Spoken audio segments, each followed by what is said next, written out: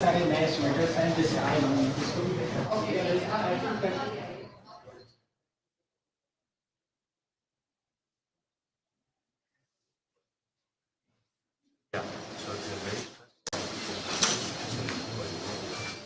So, we're actually bringing that stuff, so there are three women in here. Okay. Yes, if you could help us, that'd be great.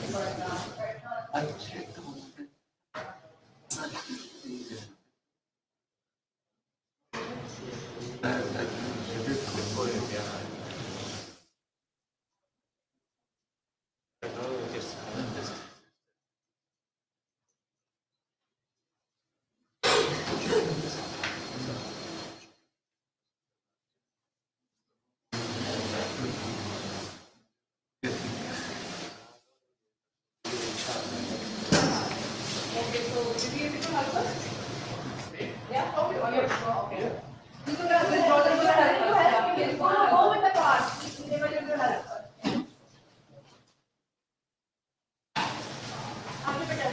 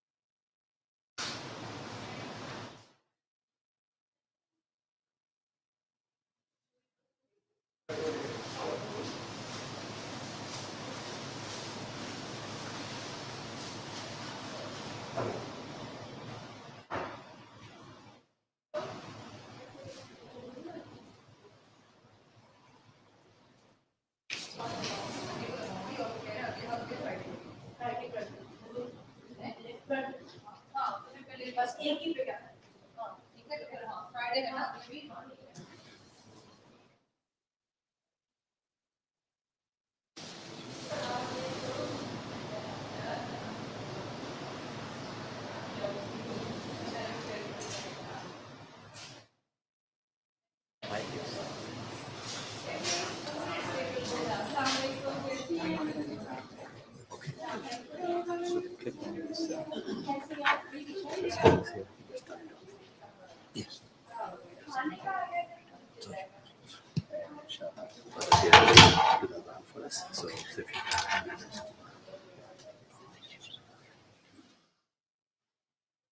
السلام عليكم ورحمة الله.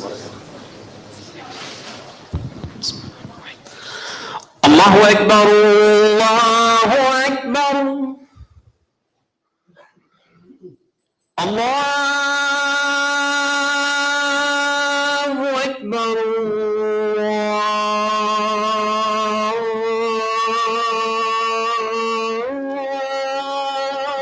الله أكبر. أشهد أن لا إله إلا الله.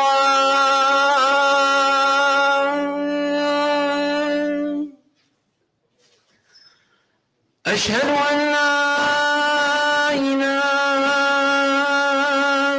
إلا الله.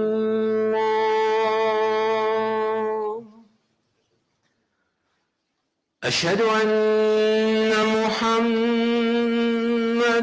رسول الله.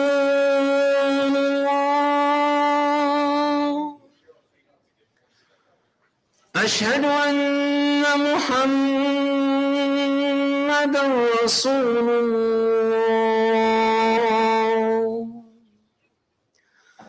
حي على الصلاة.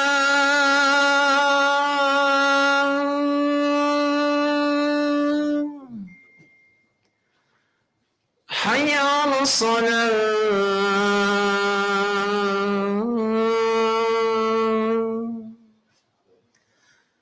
حي على الفلاح.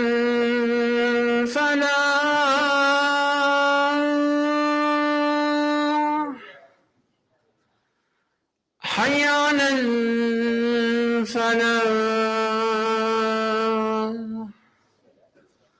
الله أكبر الله أكبر. لا إله إلا الله.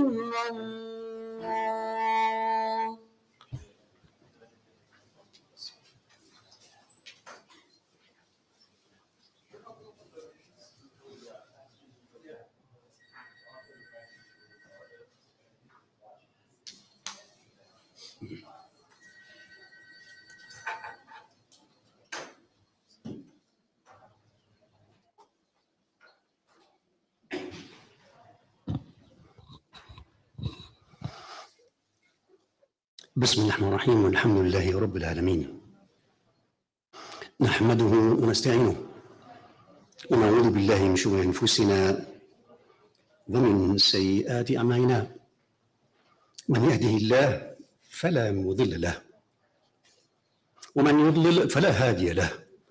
ونشهد أن لا إله إلا الله وحده لا شريك له، له الملك وله الحمد، يحيي ويميت وهو على كل شيء قدير. ونشهد أن محمدًا عبده ورسوله. اللهم صل وسلم على هذا النبي وعلى آله وأصحابه أجمعين وسلم تسليما. All praise be to Allah subhanahu wa ta'ala, the one God, the one creator, the one who has created everything that exists out of nothingness and commanded it to be, and so it is. We bear witness there is no other God but Him, the one deity, the one worthy of worship, the one who has sent the last of His messengers, the best of creation, Muhammad sallallahu alayhi wa sallam, as a mercy to all of mankind. O you who believe, send peace and blessings on him, on his companions, on his family, and on all those who follow in his footsteps until the day of judgment. I first urge myself and you to all have taqwa of Allah, to always be conscious of Allah subhanahu wa ta'ala, in private and in public, to always remind ourselves that what we do is to please Allah subhanahu wa ta'ala, to always be of those who seek his forgiveness and seek his pleasure subhanahu wa ta'ala. يا أيها الذين آمنوا اتقوا الله حق تقاته ولا تموتن إلا وأنتم مسلمون. O you who believe, have taqwa of Allah, have God's presence in your hearts, and die not except in the state of Islam, except in the state of submission to Allah subhanahu wa ta'ala. We have witnessed in the past few days tragedies, or the continuation of many tragedies. We would like to, at the end of this khutbah, to be able to make dua for them, to remember the victims, inshallah, and to ask Allah to forgive them and to protect them, inshallah. But before that, I'd like to speak to a subject that is of most importance to us as believers and to our youth, to our children. A belief that is slowly fading from our social ethics, something that is considered to be perhaps not commendable in the eyes of many, in the eyes of the youth and those who may slowly be forgetting our duties towards Allah subhanahu wa ta'ala. It's a matter of ethics, it's a matter of social etiquette, it's a matter of that which is quintessential of the message of Allah subhanahu wa ta'ala. Mannerism and good character is part of Iman, is part of the message of Islam, and part of those who want to complete their Iman, complete their faith. It is part of what we need to adhere ourselves to adorn ourselves with the best of characters, the best of the believers, to be the best of the believers in such a character, a Muslim character, to be those who follow the closest in the mannerism and the way of life, the sunnah and the tradition of our Prophet Muhammad sallallahu alaihi wasallam, so that we may be with him on the day of judgment. This is part of taqwa and part of Iman. Much of the Sharia, the divine law of Allah subhanahu wa ta'ala, and the tradition of and the advice of our Prophet Muhammad sallallahu alaihi wasallam. And two, of the scholars admonishing us and reminding us of always adhering to the best of characters, to always direct us to observe the best of characters and to adopt the best of ethics in all matters, private and public. That is part of our worldly lives, to give us a dire warning and urges us against ill and misleading character, social character. In fact, Rasul sallallahu alaihi wasallam has time and again declared to us the purpose of the message of Islam, the divine message of Islam, which is to perfect the best of ethics, the best of behavior, the comprehensiveness of our deen, the religion of Islam, and its extraordinary social rulings for us to adhere to and to follow, is the emphasis on the need to adopt and to adhere to the best of ethics, and on the need to adopt a commendable social behavior. It is this teaching of our Prophet Muhammad sallallahu alaihi wasallam, and much of his behavior, of his social behavior and tradition, that command us to observe the best of ethics. And in fact, he sallallahu alaihi wasallam made the adherence to this etiquette, this social etiquette, earning the heaviest of divine rewards on this day, in this dunya, and in the akhirah. In the same way that adopting of the best of ethics is a measure and an indication of the sincerity and depth of our iman in our hearts and the hearts of the believers. so too are the measures. So too are their measures and scales with which good conduct and social ethics can be evaluated and observed. Of those measures, of those scales articulating good conduct, good commendable social ethics, there is an attribute that today many seem to have forgotten or to have put back as a secondary attribute, as a secondary character, and sometimes downright demoted it to be part of something not to be of concern. And this is part of much of the thinking of our modern society. And that is modesty and humility. Modesty and humility. Modesty is a measure of sincerity of the faith, of Iman. It's a measure of good ethics.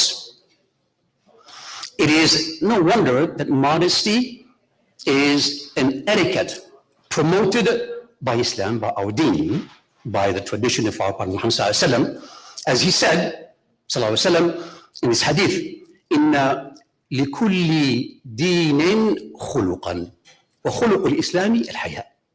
Khuluq al-Islam al-haya.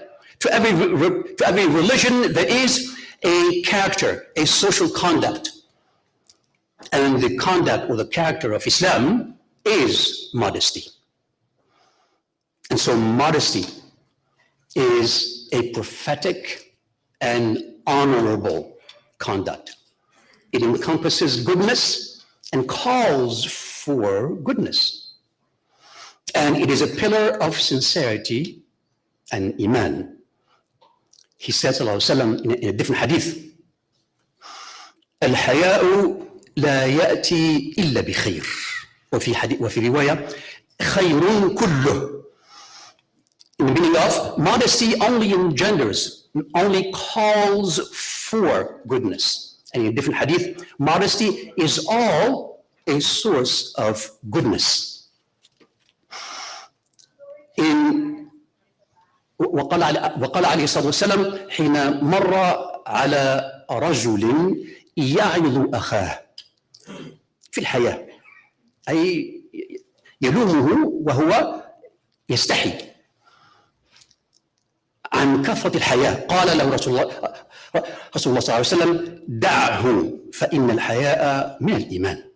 فإن الحياء من الإيمان. In the meaning of, this is Rasul sallallahu alaihi wasallam, when he was passing by someone who was blaming or admonishing his brother for being too timid, for being too shy, for having too much modesty.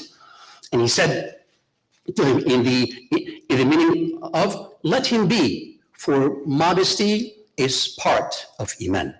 Modesty is part of Iman. It is as if he, sallallahu alaihi wasallam, was also saying in his hadith that the lack thereof, that the lack of modesty, the lack of humility, is also a lack in Iman, or a weakness in faith, a weakness in Iman.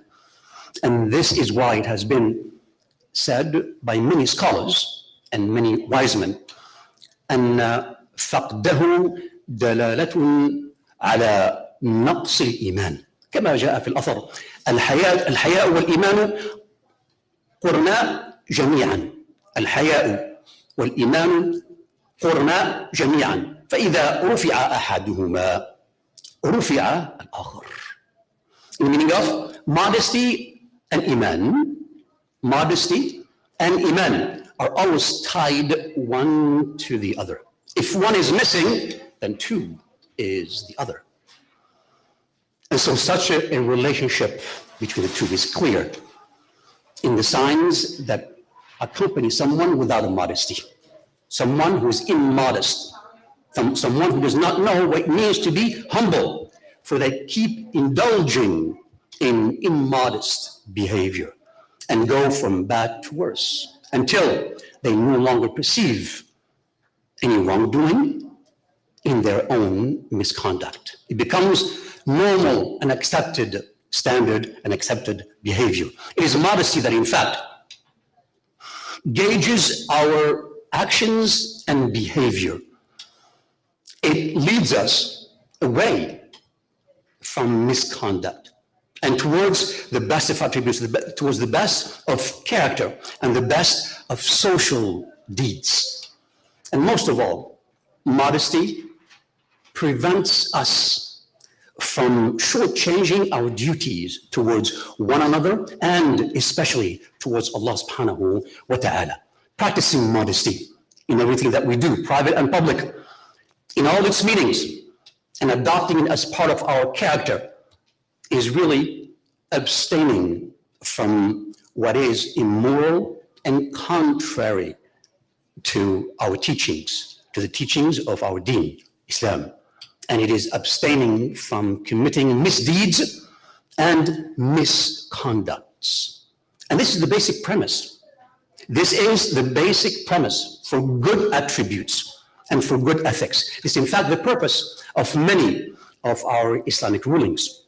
قال ابن عياض رحمه الله من علامات الشقوة القسوة من علامات الشقوة القسوة في القلب وجمود العين وقلة الحياء والرغبة في الدنيا وطول الأمل يعوذ بالله.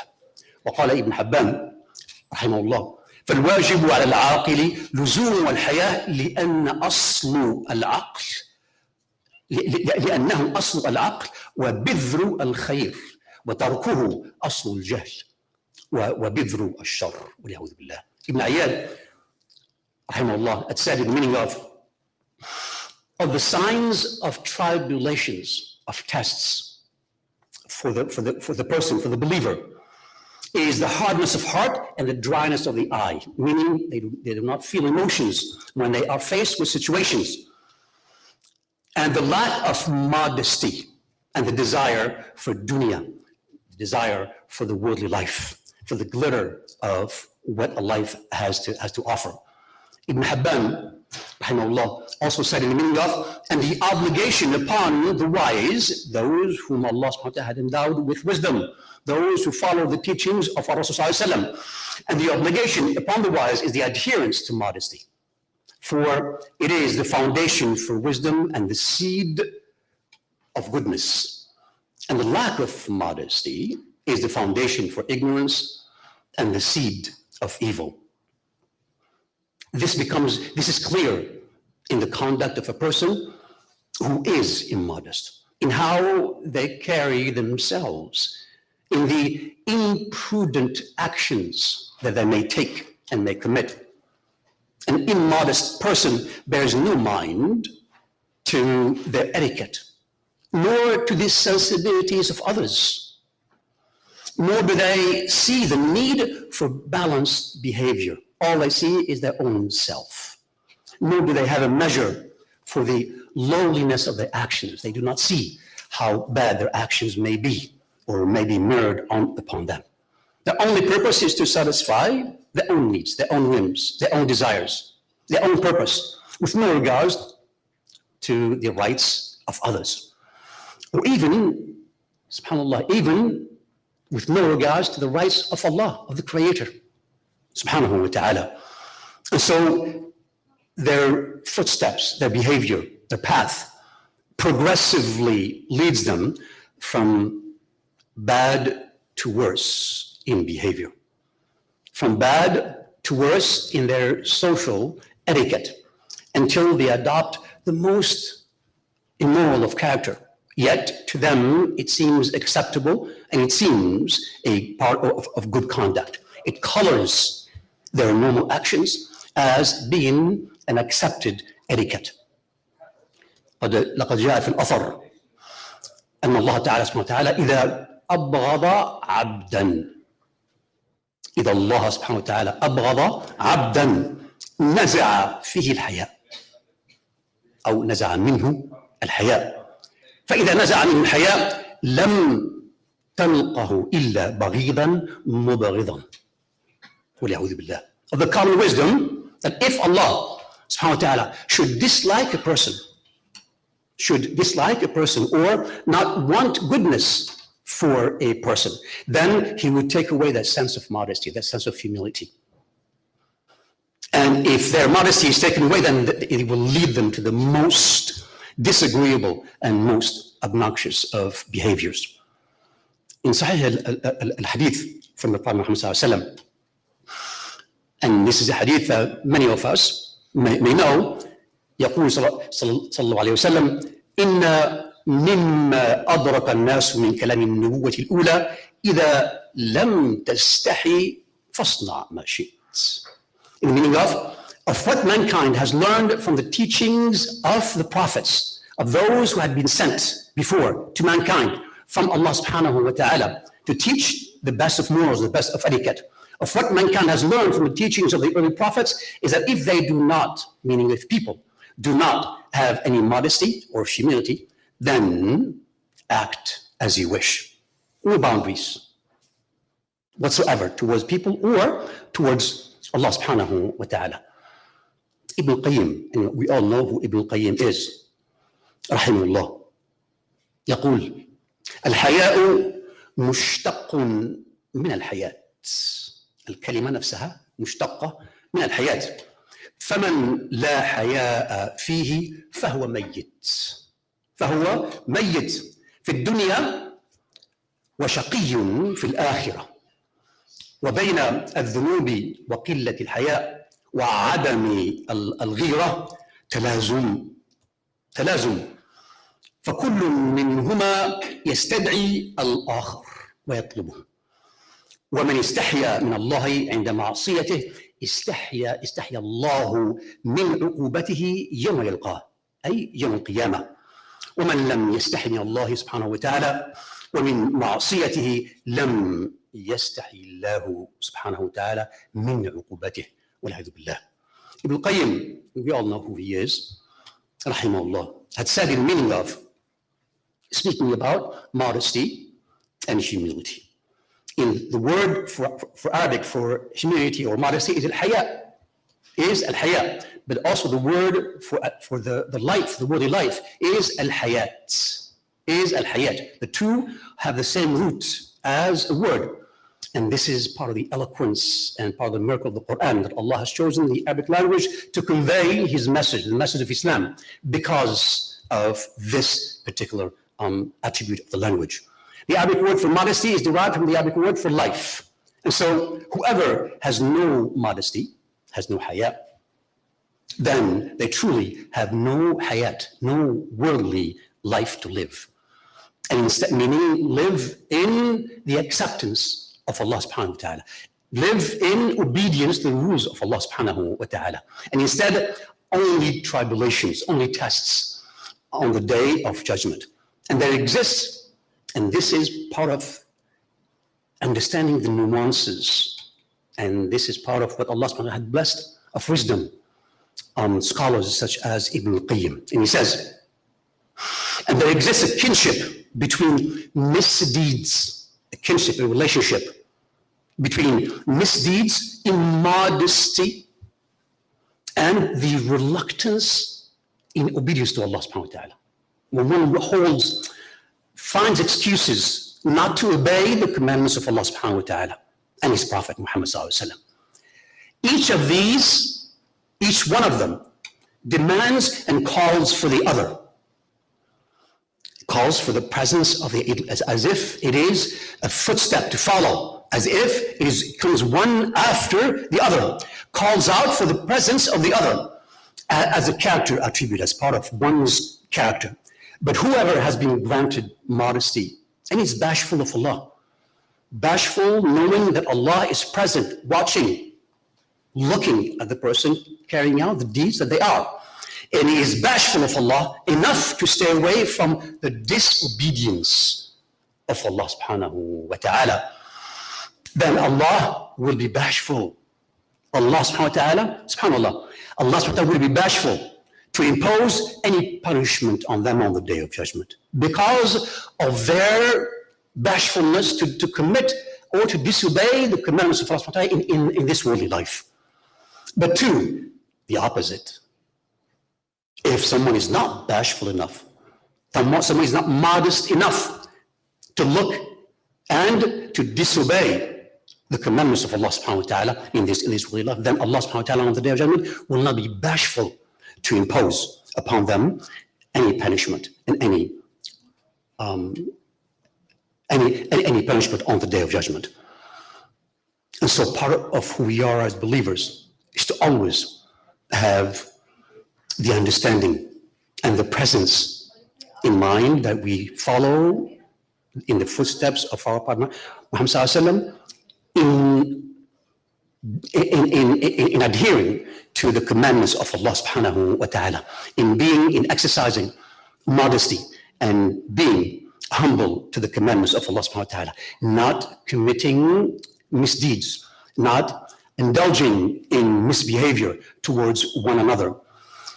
It becomes, if we do so, that it becomes part of who we are, part of our character. It becomes an obligation that we gladly adhere to towards Allah subhanahu wa ta'ala, to be part of those who will be obedient to Allah subhanahu wa ta'ala. Such exercise, such adherence into modesty is what would make the believer, a true believer, always adherent to the rules of Allah subhanahu wa ta'ala, especially when it comes to obligations, especially when it comes to the nuances of such obligations to Allah subhanahu wa ta'ala, looking at the bounties that He had bestowed upon us, looking at what He has granted us of mercy from Him subhanahu wa ta'ala, and looking at His graciousness not only in this world, but also in what is to come to us on the day of judgment. If one should feel embarrassed in misbehaving and in engaging in that which is considered to be indecent behavior towards others who are gracious to us, why wouldn't we do the same towards Allah subhanahu wa ta'ala? Why wouldn't we feel the need to be gracious and to be humble, and to be modest towards Allah subhanahu wa ta'ala? إن حق الله على عباده عظيم ولو قدروه أي الناس العباد ولو قدروه حق قدره لسارعوا إلى الخيرات يفعلونها من تلقاء أنفسهم ولباعدوا عن السيئات خجلا من مقابلة الخير بالجحود والخسة. In meaning of the right due to Allah subhanahu wa ta'ala, to the Creator, needs to be of the greatest concern to us as believers. If a believer is to give right due to Allah subhanahu wa ta'ala, then they would willingly rush to carrying out and excelling in the best of deeds, to please Him, to please Allah subhanahu wa ta'ala. And they would stay as far away as possible from what displeases Him subhanahu wa ta'ala, from fear of showing or having the lack thereof to be looked upon as showing ingratitude towards Him, ingratitude towards His grace, His mercy, and what He has bestowed upon us subhanahu wa ta'ala. أقول ما تسمعون استغفر الله لي ولكم فاستغفروه إنه هو الغفور الرحيم.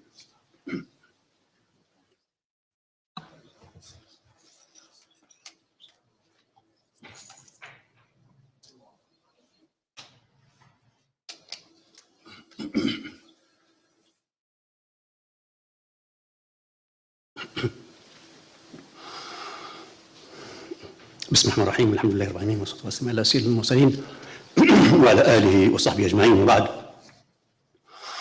ابن عباس ابن مسعود رضي الله عنه relates to us a hadith from our Prophet Muhammad sallallahu alaihi wasallam, in which he says, استحيوا من الله حق الحياء. الرسول يكلم ويحدث أصحابه. استحيوا من الله حق الحياء. قالوا إننا نستحي يا رسول الله. قال ليس ذلكم ولكن من استحيا من الله حق الحياء فليحفظ الرأس، أي تفكيره. وما وعى وليحفظ البطن وما حوى وليذكر الموت والبلى ومن أراد الآخرة ترك زينة الدنيا فمن فعل ذلك فقد استحيا من الله حق الحياء. And at-Tirmidhi. In meaning of, this is a hadith report to us from Ibn Mas'ud, radiallahu anhu. This is Rasul sallallahu talking and sharing this hadith with his companions. And he tells them, in the meaning of, have modesty and be bashful of Allah. Be bashful of Allah subhanahu wa ta'ala, as he deserves to be shown modesty. The companions said, "O Prophet of Allah, we are bashful of Allah. We're not doing something that would displease Allah." And he understood what they meant by that. And he said, it is not like that. Rather, of the bashfulness towards Allah is that one does not think ill of Allah subhanahu wa ta'ala. Does not think bad about Allah subhanahu wa ta'ala. Unduly think something of, that is unworthy of Allah subhanahu wa ta'ala. And that includes others as well. When one does not think ill of Allah, they too also not think ill of others. And that one does not eat what displeases Allah, meaning all that is haram, all that is displeasing to Allah, and that is forbidden by Allah. And that one is constant in the remembrance of passing, of death, and its trials. And whoever is wishing for the good of the hereafter, they would disregard the glitter of this worldly life. And whoever observes those reminders, then they indeed are exercising modesty and are exercising bashfulness towards Allah subhanahu wa ta'ala. It's a reminder for us. And Rasulullah explains to us exactly what it means to be bashful and to be modest. For it encompasses all of the basic character, the basic best attribute of a person as dictated to us by our Islamic rules and principles. It becomes an obligation for a believer to preserve their senses from what is illegal or haram. Our eyesight, our hearing, our words, to always be cognizant of our responsibilities towards others, an obligation for a believer to prevent and wean off of a livelihood that is unacceptable in the eyes of Allah subhanahu wa ta'ala. An obligation for a believer not to be lured, not to be pulled into admiring what this worldly life, what this temporary worldly life might have to offer, so as not to spend our energies earning and running after its delusion, the delusion of the worldly life. These are characters of what is called, in the understanding of the neglectful, those who know the truth, but yet postpone it and do not follow it, do not adhere to it. They become neglectful. If a believer were to observe this attitude, this moral character of modesty, of bashfulness specifically, towards Allah subhanahu wa ta'ala and in themselves, then they would have indeed given Allah subhanahu wa ta'ala his divine right of modesty and bashfulness. We see today very much the opposite. Much of what we witness, whether it be in social media or in the behavior that we may be part of between people, that is the opposite of this understanding. That in fact, he or she who is least bashful, least timid, is considered to be the role model, the one who needs to be followed and emulated. Modesty today has become a foreign concept, a foreign trait, a foreign attribute, a neglected social character. In many cases, mistaken for weakness. In many cases, mistaken to be timidness by the person. And they are both, in fact, attributes that Allah subhanahu wa ta'ala looks upon with divine pleasure and acceptance. Aisha radiallahu anha says, and also about al-haya, and especially about women, she says, radiallahu anha, yarhamullah nisaa al-ansar. لم يمنعهن الحياء أن يتعلمن أمور دينهن. لم يمنعهن الحياء أن يتعلمن أمور دينهن. The meaning of is Aisha رضي الله عنها speaking about the women of the Ansar, of those in Medina, when they had come after the migration, and they were eager to know about the deen, about Islam. They were asking questions, and she says, may Allah have mercy on the women of Ansar, the women of the people of Medina. Their modesty, because they were modest, because they were humble. Their modesty did not prevent them from learning about the matters of their deen. Many questions and many things have to be known only through questions. This is one thing that is so wonderful about our deen, is that there are no questions that are unacceptable. This is how we learn our deen, is by asking questions. We cannot be shy and timid when we learn about our deen. And this is what she is saying. She's saying that women in general are timid and bashful, but yet that did not prevent them from asking questions that are private to women. And there are things that would only be talked about amongst family circles or amongst those who are private. But yet their eagerness to learn the deen did not prevent them from learning and asking those questions. Before we close the khutbah, as we all know that we have had and we have heard the news of the terrible earthquakes that happened in Syria and in Turkey. There are, I think, those who are offering their help to be able to give clothing and financially help them. So I think there are flyers out there, and there are also ways for you to give whatever you are able to give to help.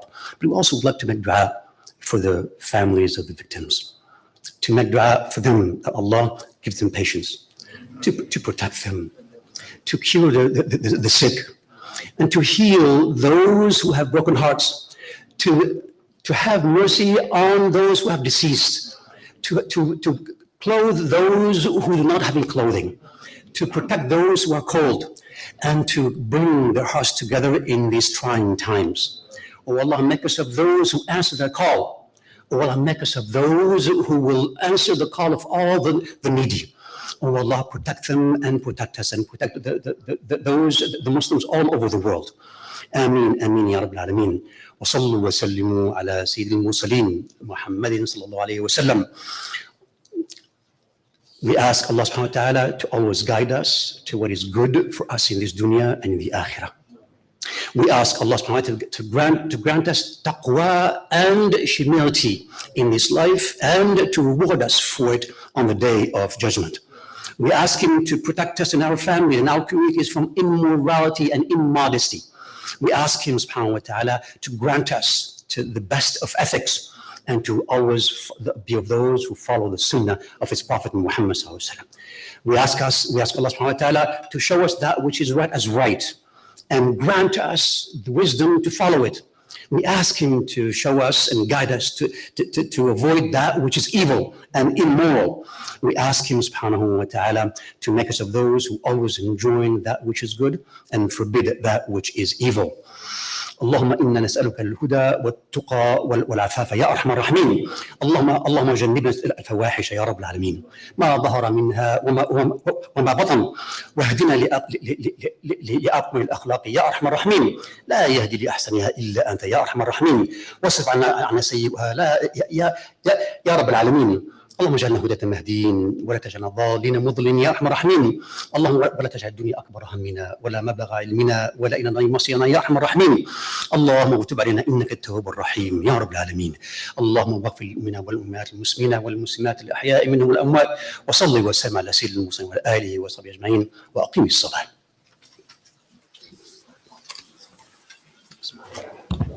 الله أكبر الله أكبر. أشهد أن لا إله إلا الله، أشهد أن محمدا رسول الله. حي على الصلاة حي على الفلاح، قد قامت الصلاة قد قامت الصلاة. الله أكبر الله أكبر. لا إله إلا الله.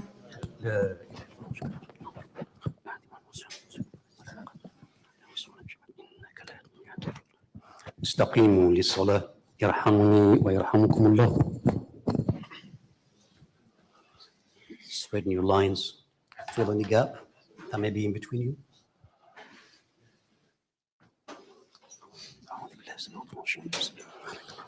صلوا صلاة مودع.